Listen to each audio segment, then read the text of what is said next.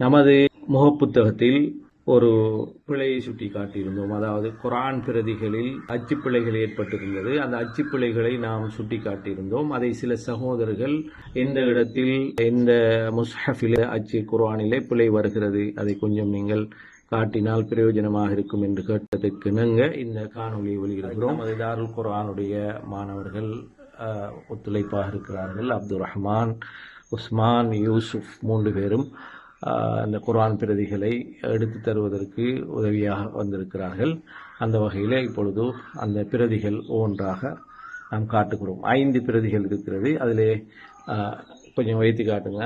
இதில் இந்த பிரதி ஹாதி புக் டிப்போர்ட் வெளியிடப்பட்டது கொழும்பிலிருந்து. இதை அவர்கள் 9 வருடத்துக்கு முன்னால் வெளியிட்டதாகவும் அதை இப்பொழுது வெளியிடுவதில்லை இந்த நிறுவனத்தோடு, அதாவது இந்த குர்ஆன் பிரதியை பாருங்கள், இந்த பிரதியை வெளியிடுவதில்லை என்று சொன்னார்கள். எனவே அது யாரிடத்திலாவது இப்படியான பிரதிகள் இருந்தால் தங்களுடைய ஆலிம்கள் மூலைமாரிடத்திலே காட்டி அந்த பிழையை உறுதிப்படுத்தியதற்கு பிறகு அதை நீங்கள் எரித்து விடுங்கள். இப்பொழுது அந்த பிழை வருகின்ற இடத்தை நான் காட்டுகிறேன். எத்தனையாவது சூரா அந்த நாங்கள் மார்க் பண்ணிக்க நீல பேனையால் அஹ்வைனாஹுன்னு இருக்குது.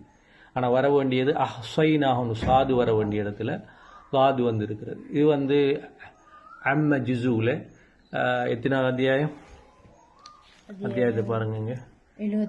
78வது அத்தியாயம். சூரா என்ன சூறா அது? சூரா அன்-நபா என்ற சூரா. எத்தனாவது வசனத்தில் அந்த பிள்ளை வந்திருக்குது? 29வது வசனத்திலே அந்த பிழை ஏற்பட்டிருக்கிறது. இந்த பிரதியை பார்த்து கொள்ளுங்கள்.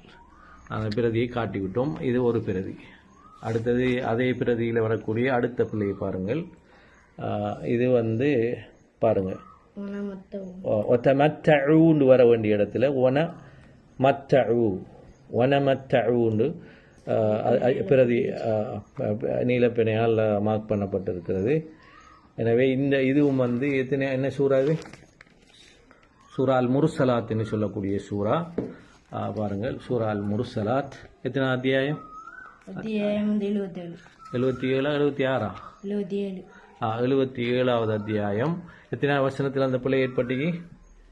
42வது வசனம். இதோ பாருங்கள்.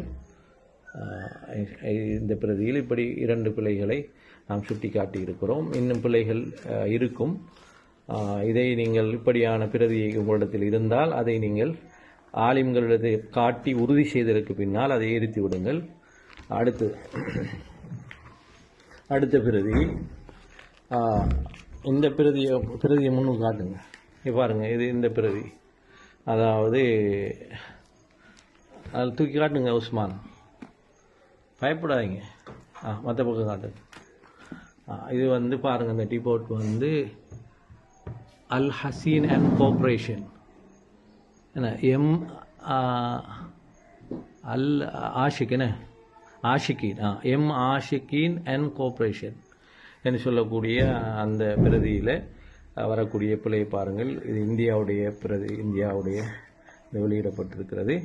இந்த பிரதியிலே வரக்கூடிய பிழை பாருங்கள். இங்கே மிர்ரப்பிஹிம் என்கிறதுல அது பெரிய ஒரு பிழையாக நாம் எடுத்துக்கொள்ள முடியாது என்றாலும் சத்து போடாமல் எழுதப்பட்டிருக்கு. மிர்ரப்பிஹிம் என்கிறதுல அந்த சத்து போட்டு தான் எழுதுவார்கள். அடுத்தது அந்த அத்தியாயம் 47. என்ன சூரா? சூரா முஹம்மத். வசனம் 2வது வசனம். அடுத்த பிள்ளை அதில் இருக்கக்கூடிய இந்த பிரதியில் இருக்கக்கூடிய அடுத்த பிள்ளை அன்னல்லாஹ அண்டு அதுக்கு ஃபத்ஹா போட வேண்டிய இடத்திலே ஃபத்ஹா போடாமல் இருக்கிறது. இது சூரா அல் அஹ்காஃப் 46வது அத்தியாயம். அடுத்த அந்த பிரதான பிள்ளை எடுங்க. நான் விளைகிற நேரத்தில் மார்க் பண்ண அந்த பிள்ளை எடுங்க. பாருங்கள், அந்த பிரதான பிள்ளையிலே இருக்கிறது. அனஹூண்டு எழுதிக்காங்க. அன்னஹூண்டு எழுதுறதுக்கு அனஹுன்னு எழுதிக்கிறாங்க. இதெல்லாம் வந்து இந்த கவன ஈனம், ஒரு குர்ஆனை பிரதி பண்ணுகிறோமே அச்சிடுகிறோமே என்ற உணர்வு இல்லாமல் ஏதோ வியாபாரத்துக்காக செய்திருப்பார்களோ. அல்லாஹ்வே அவர்களுடைய நியத்தை அறிந்தவன். எனவே இப்படி தவறுகள் நடந்திருக்கிறது. அனஹுன்னு எழுதிக்காங்க. இது எத்தனை அத்தியாயம்? அத்தியாயம் 44. அப்படி எங்கே 42 41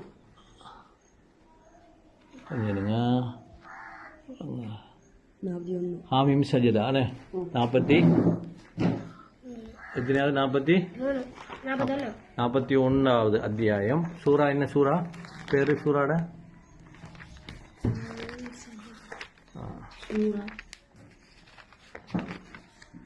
சூராட பேரு பாருங்க. ஹாமீம் சஜதா. சூரா ஹாமீம் சஜதா. அடுத்த பிரதி எடுங்க.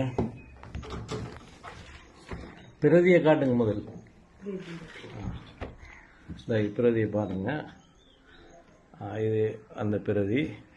இது வந்து எங்க வெளியிடப்பட்டிக்கு?